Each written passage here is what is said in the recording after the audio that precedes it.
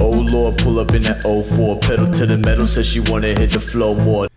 You know what? I'm trying to think. Somebody, and I can't remember who it was, exactly 2 weeks ago today, right before the start of the playoffs, said that in the NBA playoffs upcoming, that the Atlanta Hawks would be the scariest team. I don't know who said that. The Atlanta Hawks. Let's continue this horror movie thing. The Atlanta Hawks. They're like Michael Myers. Remember Michael Myers in Halloween? Not those other ones, but the Halloween 1. You didn't see Michael Myers coming. You know, whenever he came, I mean, it just came out of nowhere. Or Norman Bates from Psycho, the shower scene. I mean, that's the Atlanta Hawks. And then he pointed out that, you got Brooklyn and you got Milwaukee in the East and Philadelphia. He pointed out, all those big powerhouses in the West. But he said that the thing is about, that's the Hawks. That's the Hawks. I mean, the Hawks. And as a matter of fact, spoiler alert, the Hawks are going to play in the finals of the Eastern Conference. There, I said it. And I know one game in the semifinals, Eastern Conference semifinals, the Hawks half of it. They played game 1 on Sunday in Philadelphia and beat the mighty 76ers, okay, by 4 points on the home court. And, they had a 26-point lead, the Hawks, and they blew it. I know that was a Hawks version almost of 28-3. Of course, point-wise, this would have been worse than the 2017 choke by the Atlanta Falcons to the New England Patriots in the Super Bowl, because that was a 25-point thing that they blew. This would have been 26 points, all right? The other disturbing thing, and it was very disturbing, at the end of the game on Sunday, the Atlanta Hawks looked like a high school team that had never seen a full court press before. Not good. And I know the 76ers led the NBA in producing turnovers, but you think you'll kind of know that going in, that this is a possibility. Now, the good news is they have Nate McMillan as the head coach, although he should have known about that full court press. But anyway, that being said, Nate McMillan has proven to be a guy who's very good at adjusting. We know that because we saw that all during the regular season. I mean, he takes over from Lloyd Pierce, who didn't have a clue, on March the 1st, and he takes the Hawks from 6 games under 500 to the hottest team and the best team in the Eastern Conference the rest of the way. Takes them to 4 games to 1 victories over the mighty New York Knicks with home court advantage in the first round. All right, takes them to that first game against Philadelphia, and they didn't have a clue about the full court press, but they won the game. Think about this: they won the game. This is the same Philadelphia 76ers that people said, well, maybe Joel Embiid, who is projected to be perhaps the MVP of the NBA, he might play, he might not play, but he played. All right? And game 1, you got DeAndre Hunter. DeAndre Hunter, when he was healthy, was the second best player on the Hawks this season, right behind Trae Young.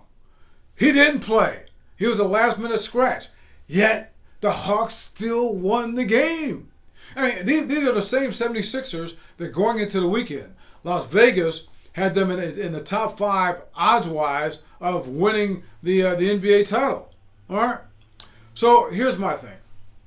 You look at these two rosters. Talent-wise, not bad.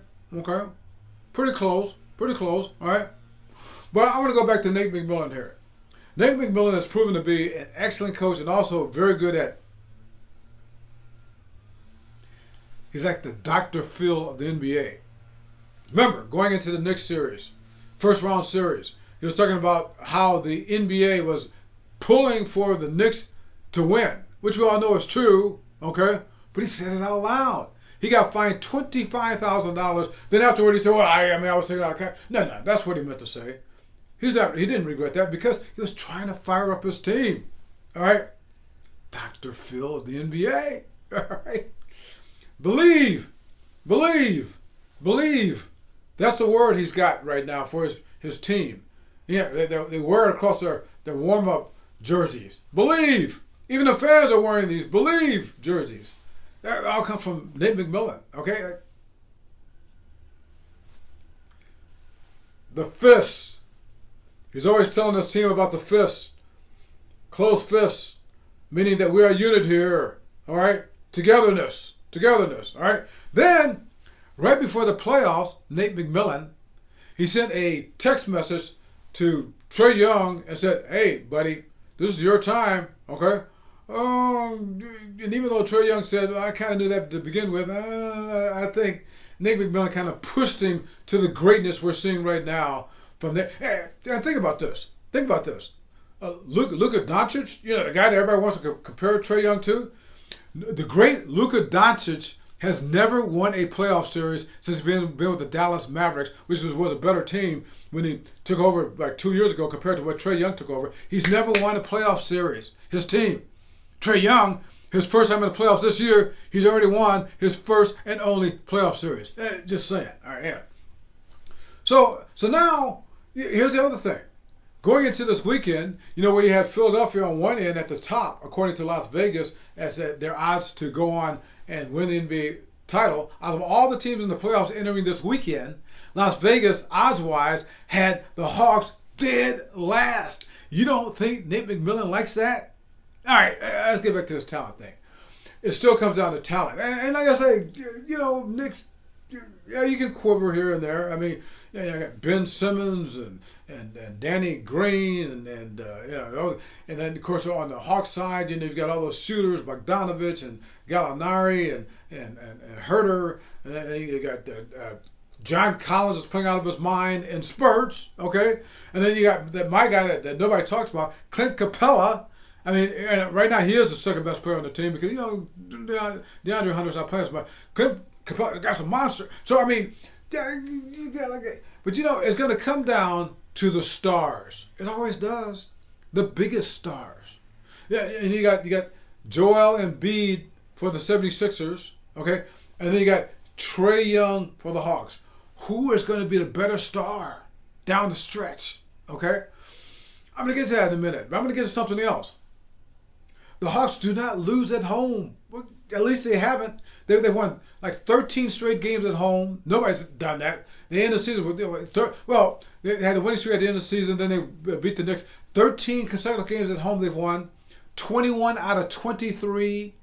They've had the best home record in the NBA since just right after Valentine's Day. So the way I see it, they might lose one game at home in this series, but not much more than that.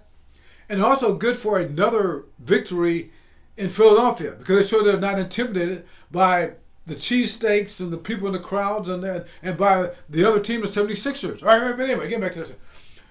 Comes out to the big stars. Trae Young versus Joel Embiid. Who's going to be the... I'm going to leave with Trae Young. I think Trae Young's going to do it. And like I say, if you do the math, I said the Hawks, lose maybe one game at home in this series. That means they'll probably win two. Yeah, it comes out to... This is my falsetto, wicked potion with the slow pour. This is my addiction, make me want to go for more. Pale